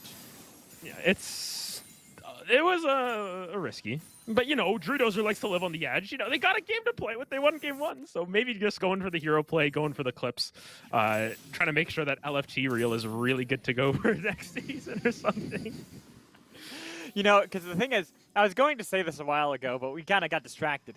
It seemed like it could have been controllable by ISU, right? Because all the gold had been into Robbie Bob's pocket. He was 5-1 there for a bit. Gitsuo was doing all right, but then suddenly this Kha'Zix starts getting kill after kill after kill. So now not only do you have to worry about that Twisted Fate, but the Kha'Zix is also in a great spot. That Yumo's completed already out of him, and I already talked about what I like about the combination of Twisted Fate and Kha'Zix is that no matter what you think, it's never a 1v1 battle against Kha'Zix. Yeah, it's never, and also it's never over till it's over because Kha'Zix went, I believe it's hard to tell on the skin. I believe that's claws. That's claws evolve. It's claws. Yeah. I saw him evolve earlier. That's claws. It's hard Coming to from tell a guy who sometimes on some used to play a skins. bunch of mid lane Kha'Zix back in the day when that was really busted, I know the evolves pretty well. Yeah. It's just some of the skins. Like there's some where when they evolve Invis, which is like the least popular one now, I think, they turn like a different color. But then wings can be sometimes difficult to tell from spike rocks. That one's obviously claws though, so that Rift Herald though was kind of. So I'll tell pressure. you can how to tell the difference is that the wings are larger than the spikes. So if you see something that's really large protruding out of the back, it's wings every time. But if you see something small protruding out of the back, it's just the spikes. And if you see flowers coming out of Kitsuo as well, it means that he's got a pretty good lead already. Because he went Yomus, and this is what we wanted to see. We didn't want to see Sterak's. We didn't want to see Gore Drinker. Gluten-Free Panda is doing that, but it's okay on Zinjao. We give the pass to Zinjao. Kha'Zix though, no. If you have an apostrophe in your name, you don't build Gore Drinker. Yeah, I agree. Definitely that way. So, will be interesting to see how this is all going right now. As at the moment, going to be a bit of an invade coming in from Kitsuo. Looking for that fight, but it's going to be a use of Destiny Gate and going to be the call of the Forge God on the other side. Crush Strike will at least get away from the Gold Guard, but the bouncy house castle bounces around poor Panda. There's Drew Dozer. Can you get Retribution? He does! He shuts down Robbie Bob, but it's at the trade of his jungler. And he used the cleanse there. That's why you take the weird summoner spells. And actually on bot side, Nausicaa went down as well. Pretty sure that was just Lucian Nami gameplay that happened there, where you press R, and you press E on Lucian, you press E on Nami, and you just press. Oh! Oh! They were trying to be cheeky to take the turret, but unfortunately, Ray, he didn't body block. He wasn't helping out his support who was taking the turret. You body block those Mystic Chucks, man. I was trying to make funny analysis, and then they're just like, we throw it all away. Oh! No way. No way. All right, no way. Cool. No flash, no heal, no true shot barrage. I was about to say, there's no way Disconnector gets a 2-for-1 kill in the spot lane. Oh, he almost did. Wait, Ray had a flash. That was actually smart. That was actually really smart. He flashed just to dodge away the Mystic Shot, so it might have seemed a little wonky, but he does get away from that damage.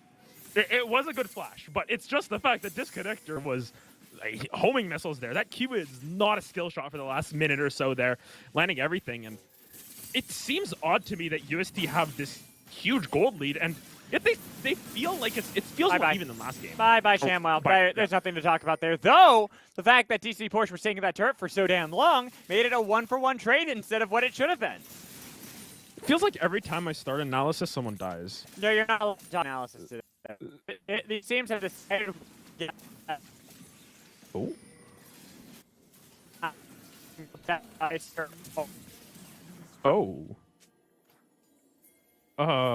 I think Magical has done a magic trick and his internet made him disappear.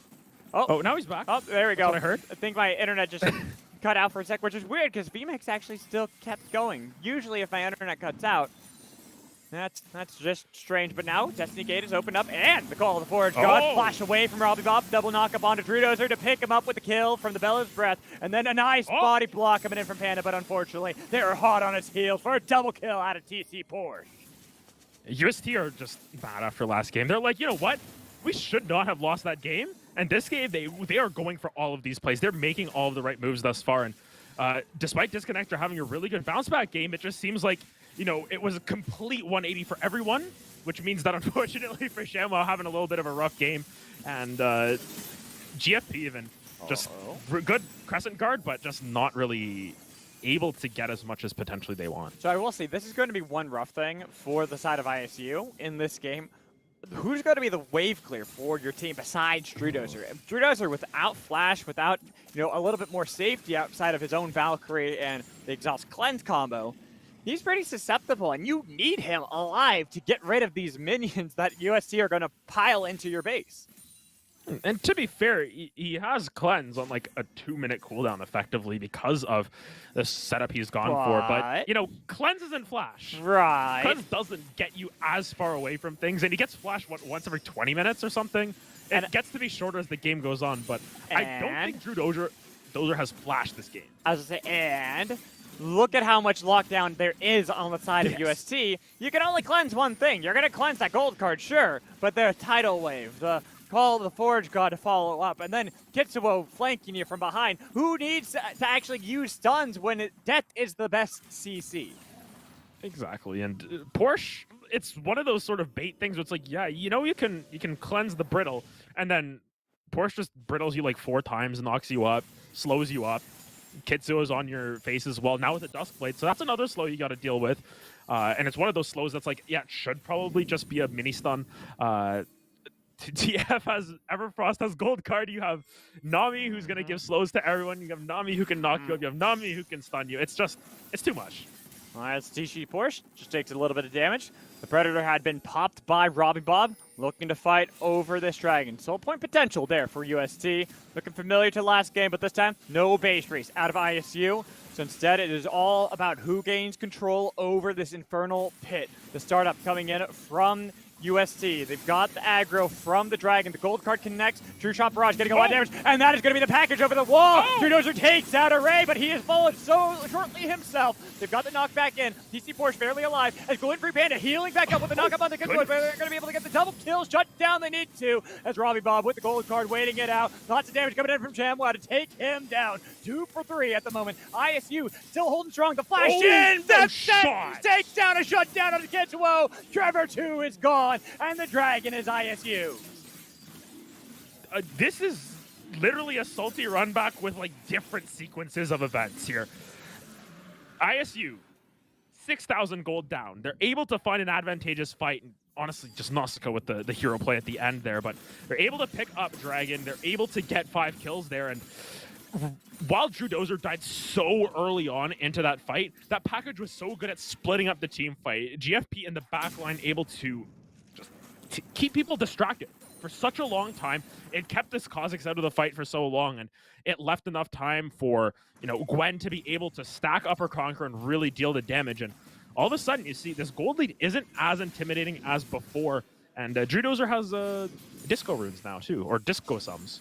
Yeah, but I mean, even if his scoreline might indicate that that is how he's been playing, that was an interesting engage for sure. And I think actually really worked for ISU because they got the kill onto Array immediately. So that Lucian Nami combo that you normally want to have, completely gone. Oh. And look at that, another kill mid lane. This Ezreal is starting to get to a point where he is scary. He is 5-1. Tidal Wave coming in, gold card, and even wild cards didn't connect.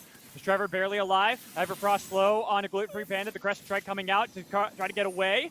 But here's going to be Kitsuo on the other side, looking for another gold card on a Panda. Dives in, but Trevor gets the kill. Call it for good, dodge away by Disconnector, but the Destiny Gate's been opened up. And even if Drew Dozer's on the other side to help out, they couldn't do enough. And now the dive back in, the re-engage. ISU at least get the dash away from DC Force, but Robbie Bob getting a lot of damage on it. Drew Dozer to pick up another kill on top of him, and Samuel in the middle with a needle worker to be able to take down and shut down Kitsuo too. But unfortunately, he will fall, and it will be UST in control. This game is not a siesta. This game is a fiesta. It is now official. 38 kills in 22 minutes, and even after that last fight from ISU, they just sort of they flip the coin up in the air. They close their eyes and they say it's heads, and it landed tails, unfortunately. And UST saying we are the University of St. Tails, and getting that flip their way, and gonna just start up this Baron here. 22 minutes in. Maybe the base race goes the opposite way this time around. Who knows? Yeah, especially after they get the kill onto Natsuka and then turn back towards the Baron itself, so they get the objective, they get the kill. Unless gluten-free Panda. No, you don't do this. Wait, did that just stop the Baron though? Oh wow, okay, that's big. Interesting for them to back off of the Baron there. I suppose because they didn't have Kitsuo in the area, they didn't want a 50-50, or realistically there it's a 90-10 there for GFP. So opting to get out of that. And I was going to say also you have True Shot Barrage from Disconnector. So there's a couple tools on the side of ISU that USC definitely have to respect, not having Kitsuo there to smite. And even though they're 5,000 gold up, once again, ISU seemed to play their best League of Legends when they are 5,000 gold No, wait, Drew behind. Dozer, are you actually going to? He solo kills Kitsuo. They assassinated with Destiny Gate opened up. Drew Dozer understanding who's about to fall right behind him. Gold card connects and pops him immediately. Yeah, and Drew Dozer has been farming up quite well, despite all of this chaos in this game, and despite, having a little bit of a rough scoreline, at least from the face value of it, has got quite a bit of gold, and that's 2.5 items now complete. What is happening here? I have no idea. I feel like that's how I've been this entire series at the moment. It's Disconnector taking a lot of damage coming in from Array, but the Crescent Strike and the flash away, and Looker's on the other side. Natsuka, the support, the flank, the Array, he's dead. GFP 2 will fall. 4 now gone on ISU. Only Natsuka. But this kind of seems familiar. Oh, no. We've seen this before. There weren't any Krugs to actually get over the wall, but Natsuka continues to run away, puts down the lantern just to get a little bit of vision. Not the flame necessary because you got a rapid-fire cannon out of Robbie Bob. And Baron starts up again. Drew Dozer's back up. It could swap to He's Smite TPing for this. He's TPing for this. Adam, what the hell's going on in this game? I don't know. He's got the package too, no! Oh god, what's gonna happen here? He shows his face. Wow, TP2. 4 members in the pit, not gonna get the knockup, but here comes the package. Trevor burns down, and Drew Dozer flashed away. Kitsuo will be able to pick up the kill, but on top of the package! Oh no, it's terrible! Kitsuo! You needed a bail out of that one. What is going on? I want to go home. Oh my goodness! Wait, that Ezreal ult. Oh, it hit Twisted Fate. And I was watching that Ezreal. I was like, yeah, no shot. I think that's what he was going for. I think he was going for the YOLO. Robbie Bob is 53 hold on. Adam, breathe. We All have right. another fight. Yeah, we have another fight. Sorry about that. So right now it looks like it's going to be Gluten-Free Panda with the Crescent Strike back onto Robbie Bob, but it's an easy kill for Robbie Bob himself. He's fully stacked on that Mad Jets, I'm pretty sure. And look at the movement speed he gets to be able to get the gold card on top of Disconnector. But the Death Sentence box combo shuts him down, and there go those chapters out to the wins. And Nausicaa gets it. He's the one who claims the souls out of the book as well. So, not the best target. I think Disconnector is probably like, come on, I got that one in the bag. But, true shot barrage. A little early, but this game just, it does not chill out. We wanted to just have it, like, slow down for a little bit. No, this is all gas, no brakes. We are at more than 50 kills a minute. I know, 50 kills. Two kills a minute. We're at 50 kills at the moment, and it's going to be the Fat Axe Bush with TC Push taking a lot of damage. Nausicaa going to be the first casualty. Kikutsu too. He will fall. No junglers remaining. That was a 4v5 fight, by the way, because GFP is still pathing all the way from the mid lane, from the base, to be able to rejoin. And with Kitsuo down, do they go for the YOLO Baron here? I think they could if they want to, but we finally get to the point where Ornn is going to just be... Triozer is a Chad on this Corki. Oh my god, he's a Chad! It's every time I talk, they get a kill. There's 3 kills. I was trying to talk about how Ornn is just now a walking bag of money and how he's giving people extra stats. And then, there's just 3 more kills. And well, apparently TC Push might die here because look at the damage on top of him. Even a Crescent Strike to knock back Robbie Bob. True Shot Barrage didn't connect, but unfortunately he is by himself now. There are no other members. If they had realized that they could jump on top of him, Wildcard getting a lot of damage on a Gluten-Free Panda, but they got a redemption. That Nausicaa to heal back up and look for more picks. Robbie Bob has more kills than levels. Yep. Drew Dozer somehow went from Disco Corki to being absolutely massive now, has 3.5 items complete, and I don't know who's winning this game anymore. We are winning this game. That's what's happening. The fans are winning this game. Yeah, exactly. Us specifically are winning. It's more so the fans. Okay, I'm winning this game specifically. Yeah, I can't even analyze things. I'm like, yes, let's take a look at this Kha'Zix build. Building Seralda's Grudge for all of this armor, and then 3 people are gonna die in the next 20 seconds or something, and it all goes out the window. This is definitely one of those games I was not expecting going into this day. I see ISU, I see USC. I'm like, okay, probably going to be a lot more standard, front to back. We're going to have, side wave control, pressure from there, and then we get game 2 smash face into one another. The only thing that's front to back about this is how much action there is from the front of the game to the back of the game. Yep. We've had 58 kills in 28 minutes. That's more than 2 kills a minute. And Robbie Bob, might get another one. Robbie Bob, don't fight Driozer. We've seen how this goes. He's got the Immortal Shield, though. There's 4 members now committed with the True Shot Barrage getting a lot of damage onto Robbie Bob on the other side. They did get the kill, but there was so much used just to kill poor Driozer. Nausicaa now going to be the target. No. And Kitsuo went into the Disconnector, but couldn't pick up the kill, so they kite back, get the kill back onto Kitsuo, who flashed away. GFP going to be able to survive, but another gold card and the calling fully channeled up. And ShamWow, the next challenger to the ring of this gauntlet, gets the gold card body blocked by the Howlow Grounds, and he will be able to kite back for now. Magical, can I buy a vowel? What vowel would you like? Is the vowel death? Because that's what just happened in this top lane. It's I think that's that's all I can say this game. My goodness, but yes, now just this Ezreal 7-3 and 10 somehow has the cleanest scoreline this game out of everyone, apart from maybe ShamWow here, who's had a pretty standard game. But I don't know why. I'm a pretty big fan of GFP's scoreline. It's looking a lot similar to mine. This is ridiculous. And now they're going for Baron again. Kitsuo is... No, this isn't them. They haven't tried this yet. That's been UST who's tried it every time. It's ISU going for it now. And look at how fast they're taking it down. Trevor's on the other side. The package, boom, boom, take those missiles to the face, and there's the Baron. Drew Dozer's trying to make the widest score possible here. 9-10 and 3. Kitsuo's going over the wall. Can you beat him? He's a Chad. He was able to get it out with the Void Assault. We get a break now, right? For just a little bit while they set up for Dragon? Nope. It's enough for me to take a sip of water, and here they are. They're back mid lane, probably going to fight. Yeah, you can. Looking at the builds though, really quickly before we get into another fight. 4 items on Ezreal. He's got that frozen heart. Quickly. You Able gotta, to you gotta survive talk here. faster at him. You gotta talk faster. Ah, it's too late because they got the call of the Forge God, and they're here for the fight. They've got Destiny Gate open. They actually don't want to commit just yet. Gold card onto Natsuka. Getting a lot of damage on top of this Thresh, but he's still got the team behind him, so they will fall back for now. True Shot Barrage.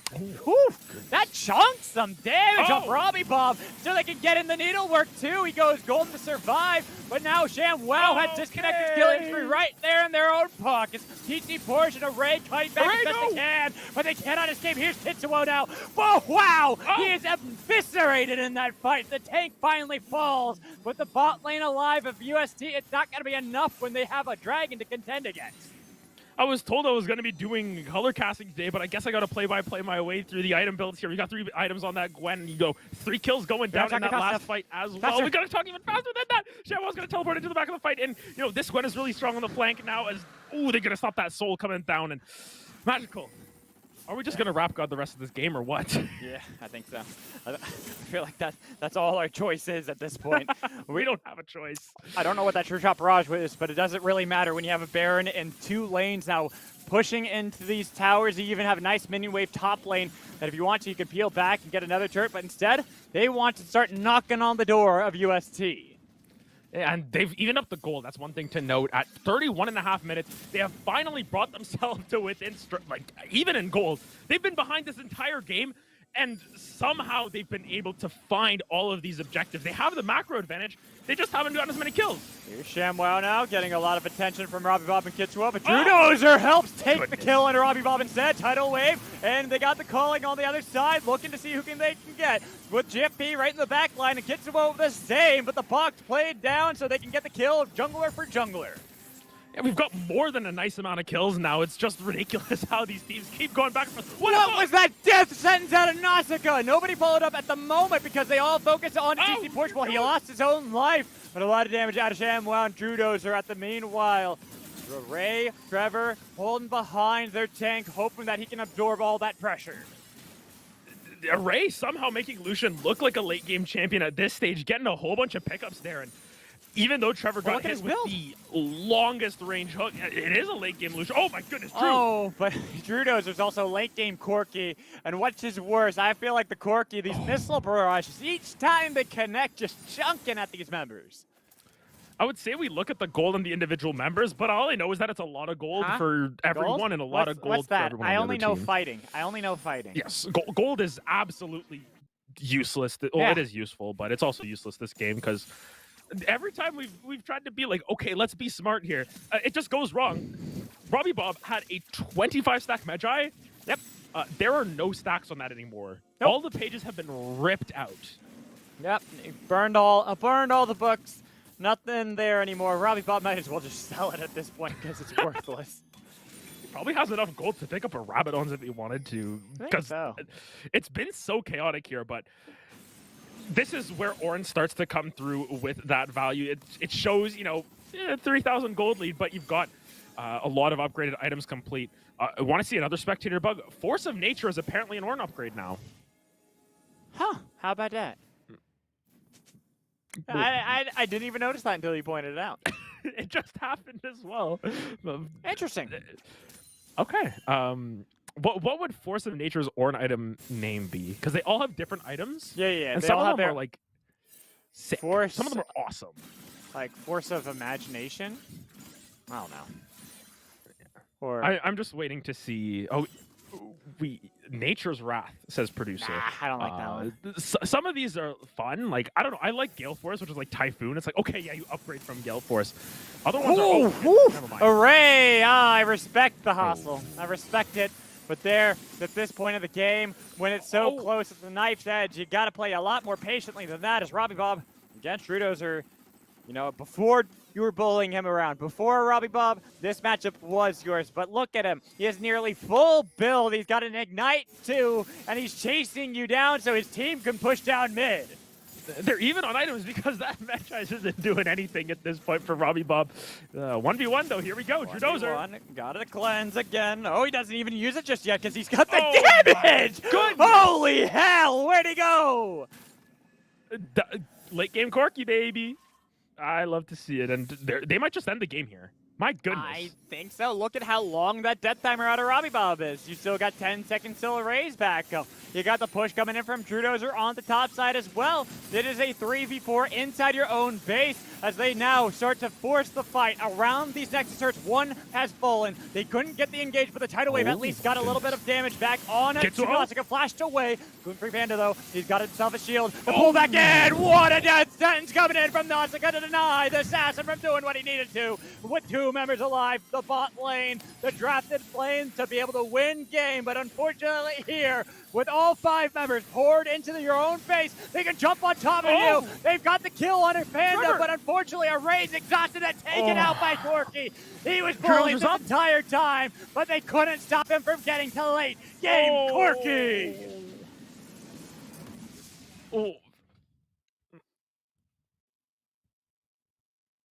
I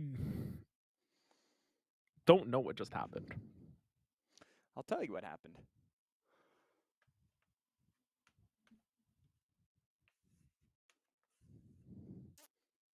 2-0 for ISU over UST. The desk completely wrong in this bout. That is an insane series. We have a base race at 23, game 1. We have, I don't even know what that game was. How many kills were in that game? I think we hit 70 combined. We had more than a nice amount of kills. We had about 80 kills in that last game. We have a 23-minute base race in one game where you expect, the longer game to have the base race. Yep. We had more. I have to say it was 2 kills a minute throughout that entire series. It was just nonstop action, and somehow ISU just beat UST. And we were saying UST are sort of heavy favorites coming into this. They're not used to losing, and just really shocking fashion, ISU just sort of demolished them, but not really demolished them, but also very much demolished them. The thing is, it's hard to really quantify it in that way for this entire series. How I would say it is ISU beat UST at ISU's game. They played how they always play, chaotic, weird, strange, that most teams just aren't ready for. The Corky mid lane without the flash, just going for the late game scaling. And he had died how many times solo to Robbie Bob. And eventually just gets to the point in the game where he can solo anybody. Yeah, I mean, the Twisted Fate gets 16 kills, and then step 2 question mark, step 3 question mark, step 4 lose. It was really odd to see how that turned out, and it's sort of the story of that Medjai's. If we were to get Goldgraf showing up, it would be UST having that lead for, once again, 95% of this game, and at the last second the gold lead flips once again. And ISU, I don't know, they've just got something. They ate their breakfast this morning. They ate a very well balanced breakfast, and they come away with a really nice win. That they do, but let us toss it over to our analyst desk so they can break down this series. And I'll admit how, I don't know, but they got to admit that all their predictions were completely wrong. The book has been thrown out. So guys, go take it away. What was that? I mean, holy cow. ISU, do not back down when you're facing tough competition like UST. My goodness. Back here, Mazel, back with Deserex, back with Prussian, and after that quick series, we got to break it down a little bit, and especially for that last game, Deserex. It's so interesting to see how impactful those Drudozer packages ended up being. Drudozer was so pivotal, which is such a weird situation to think about in the grand scheme of this game, because Drudozer was getting styled on very early on, but Prussian, he swears by this Corky, and I'm starting to see why. The damage you can really output, especially in that dragon fight that we had earlier, where he was able to just dive onto the backline by himself, be that initiator, be that engager, and wipe someone off before the team fight even starts.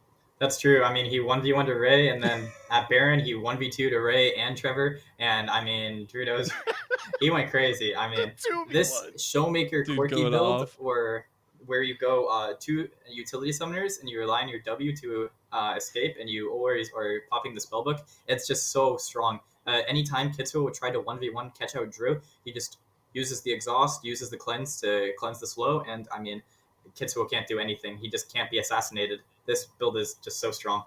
The power of Kitsuo was definitely diminished from that, but we got to also talk about a little bit of a sad point for UST, but this game definitely live or died off of Robbie Bob in the mid lane Prussian. That's true, and I mean Robbie Bob. He is still a relatively, maybe not new, but he's still a little inexperienced to high stakes situations. And I have to say, maybe choking is a little bit of a severe word, but there are a lot of times where I would just find himself. He has 25 stacks on Medjais. He's so close to mid tower, he gets hit by a death sentence. That 25 goes to 15, and I mean you're just losing so much AP. You're losing so much presence on the map, and it's right before these big objectives too. Even in the top lane, he's trying to dive disconnector, and I can't even figure out why he's under the tower, and he's just getting absolutely chunked. And it went from a 25 stack Medjai's TF to a 0 stack Medjai's TF, and it's the saddest thing that I've seen. It is such a sad story at the grand scheme of things, because I was talking earlier about the before and after when it came to Drudos, or before and after when it came to Robbie Bob. If you look at the early game and the way things played out, his Destiny gates were beautiful. He was using them actively. He was constantly diving, constantly getting kills with them. And it's a problem we see with a lot of twisted fights and pretty much anyone who has a global ultimate. It's utilization of those early ultimates. Robbie Bob did it well. He got the rapid fire cannon. He was getting those long range gold cards. He had the damage, but then he also had a bit of hubris at the end of it all, because he would keep going for these plays even with the information he knew. We saw one where there was a scouting Destiny gate, saw 3 people in the mid lane, still they go in for that engage, and it's an uneven one. They fall there. It was looking pretty bad. It was definitely a bit of a blunder, but it was a good showing in the early game. Just that transferring to the late game really did flounder. It really was, and I just got to say thank you, Desrex, now, because every early TF play is now going to be a twisted fight play. I'm very excited for it. But in all actuality, this is a huge achievement here for ISU to knock down UST and to be able to do so in a 2-0 fashion to secure that first place Prussian. That's true. I mean, there were a lot of blunders from UST. One thing that I can think of is the Rift Herald, the first Rift Herald, where they just didn't get anything out of it. And then after wiping a fight on mid lane, the Herald's up, the Dragon's about to spawn in 1 minute, and Kitsuo just fails to take the Herald, and he instead gets Wolves, and he donates Robbie Bob the enemy blue buff, and it just kills their tempo for the next Dragon, which Robbie did have the package for.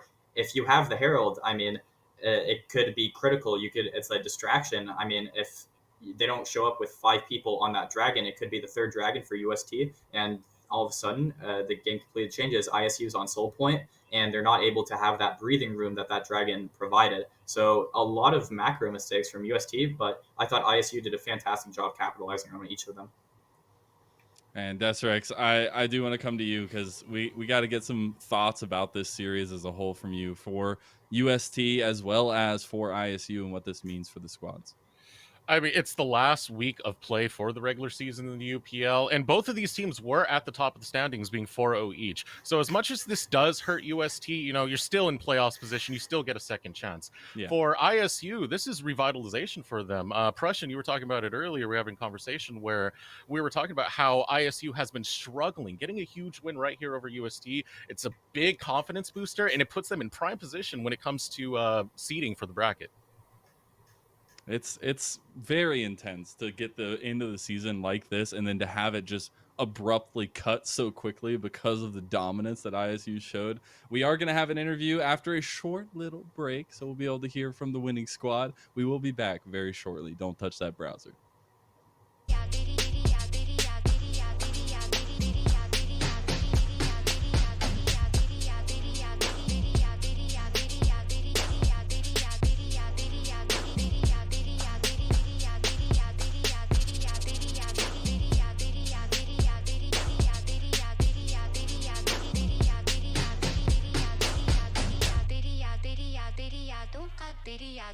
तेरी याद में निहा तेरी यादों का तेरी याद में निहा तेरी यादों का तेरी याद में निहा तेरी यादों का तेरी याद में निहा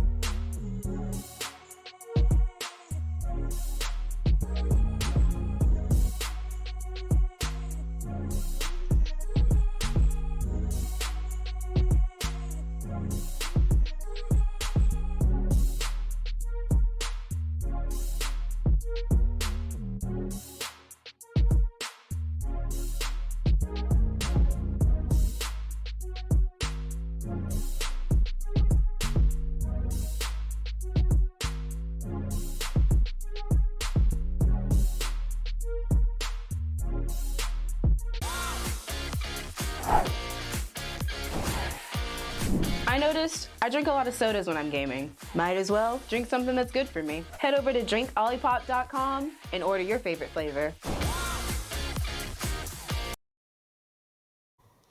Welcome back, everyone. And just as promised, we've got Drew Dozer from ISU coming off a 2-0 sweep over UST. And I got to say, to be able to claim first place for you guys and to finish out the season like that, how does it feel?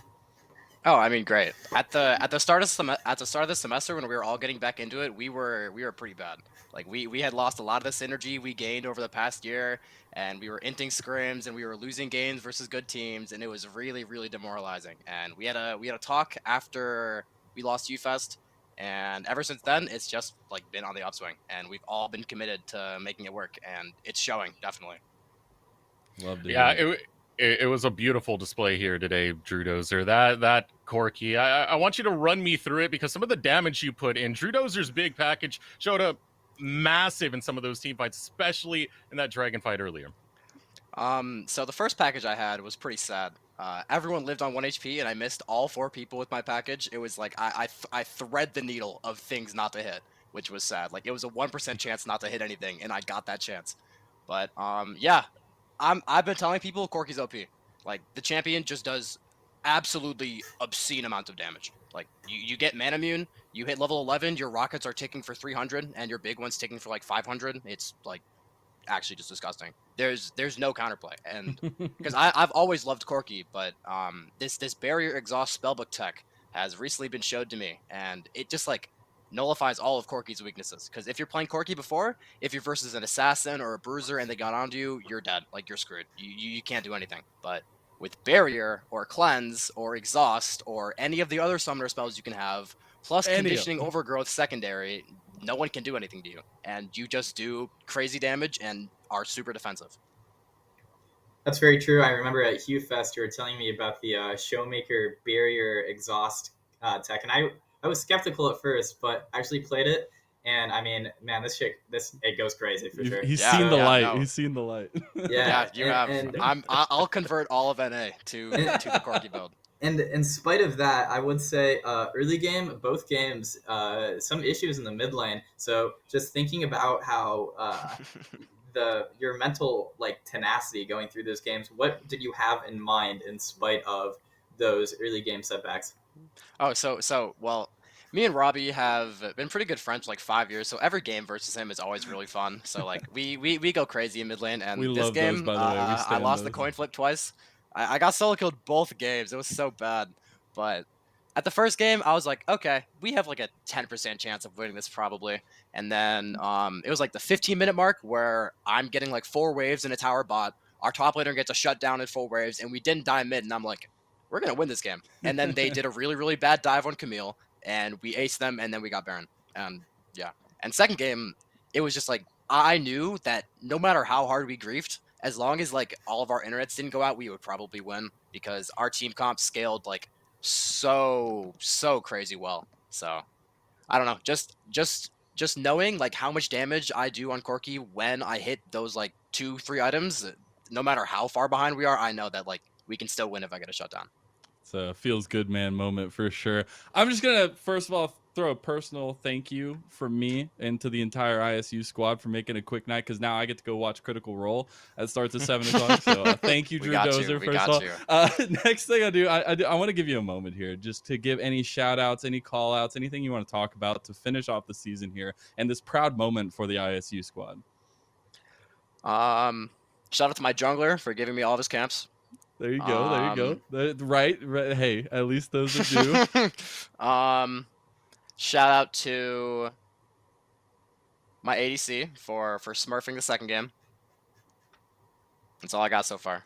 Hey, my top laner picked it up in the first game, and my support hit a nutty ass hook on an invisible Kha'Zix at the end of last game. So everyone stepped it up, but hey, I can always appreciate that. But hey, thank you so much, Drew Dozer, for joining us for the little interview here. Have a wonderful night and go celebrate the dub.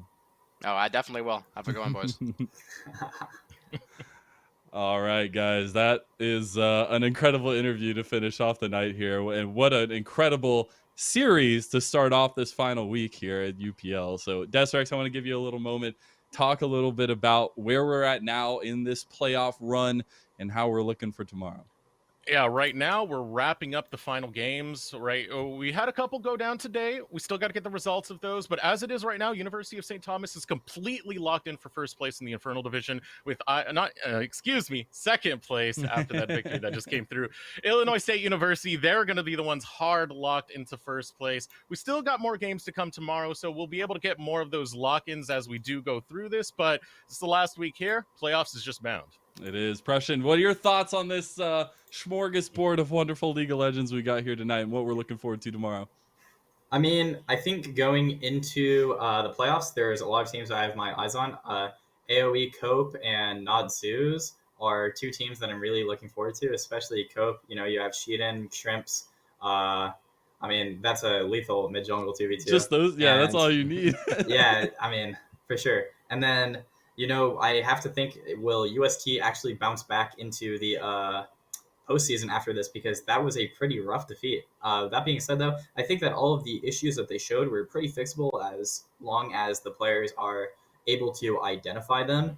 All of the issues were very glaring and apparent, and I think as long as, you know, they keep improving, they keep working at it, they can totally bounce back and basically be another first seed team come playoffs. Yeah, absolutely. I think the bounce back is what I look forward to most, especially from these collegiate teams, seeing what the structure bounce back is, seeing what the mentality is, because I know all these players are going to take this hard, but they're going to come back swinging, I have no doubt. So I want to give a huge thanks, Deserex and Prussian, for joining me here on the desk. It was an absolute pleasure. I know we didn't get to sit in on... Can I put in one more thing? What you got? What you got? If there's one thing I miss so much, other than Critical Role, what's coming on in about another 9 minutes, it's going to be Twitter fleets. Just because of Drew Dozer, that dude was a meme lord. I would check his fleets all the time. Bring it back, Twitter. Come on. Bring it back. If only for Drew Dozer. If only for Drew Dozer. You got anything, Prussian? You got anything you want to add? All right, we're out of here. I'm out of here. Thank you so much to everyone that got to tune in. And thank you all to the production team that got to make us look so good on screen. Have a wonderful night, everyone. We'll see you tomorrow for more League of Legends action. See you next time.